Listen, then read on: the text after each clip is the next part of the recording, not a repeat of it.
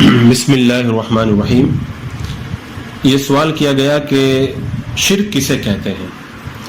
تو اللہ تبارک و تعالیٰ کی ذات و صفات میں کسی کو شریک ٹھہرانا یہ شرک ہے۔ ذات میں شریک ٹھہرانے کا مطلب یہ ہے کہ وحدہ لا شریک جو اللہ کی ذات ہے اس کے علاوہ کسی اور کو خدا مانے، یعنی دو یا دو سے زیادہ خدا مانے۔ جیسے عیسائی 3 خدا مان کے مشرک ہو گئے، ہندوؤں نے کئی خداؤں کو مانا، تو یہ سب شرک ہے، یہ ذات میں شریک ٹھہرانا ہوا۔ اور جیسے اللہ تبارک و تعالیٰ کے سوا کوئی واجب الوجود یا مستحق عبادت نہیں، اگر کوئی اللہ کے سوا یہ کسی اور کو واجب الوجود مانے یا مستحق عبادت مانے تو یہ بھی شرک ہے۔ اور واجب الوجود کا معنی یہی ہے کہ اللہ تبارک و تعالیٰ کی ذات ہمیشہ سے ہے اور ہمیشہ رہے گی، اس کو کبھی فنا نہیں ہے۔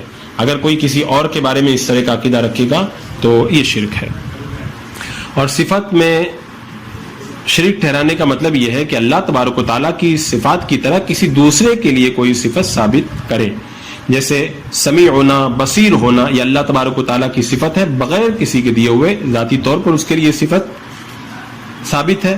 اگر کوئی اللہ کی عطا کے بغیر کسی کے لیے یہ صفتیں مانے کہ وہ خود سمیع ہے، خود بصیر ہے، تو یہ شرک ہے۔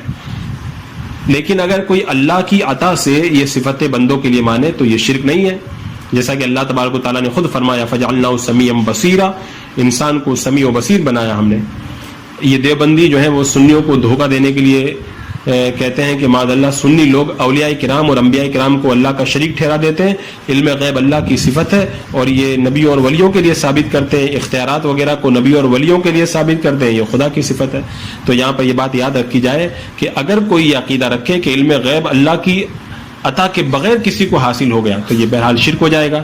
لیکن اہل سنت و جماعت کسی نبی یا ولی کے لیے اگر اس طرح کی صفت کو بیان کرتے ہیں تو یہ اللہ کی عطا سے بیان کرتے ہیں کہ اللہ نے نبی کو یہ صفت عطا فرمائی، علم غیب عطا فرمایا، اختیارات عطا فرمائے، اور خدا کی عطا سے اگر ان صفتوں کو مانا جائے تو یہ شرک نہیں ہے۔ ہاں اگر کوئی اللہ کی عطا کے بغیر ذاتی طور پر کسی کے لیے ان صفات کو ثابت کرے تو یہ شرک ہو جائے گا۔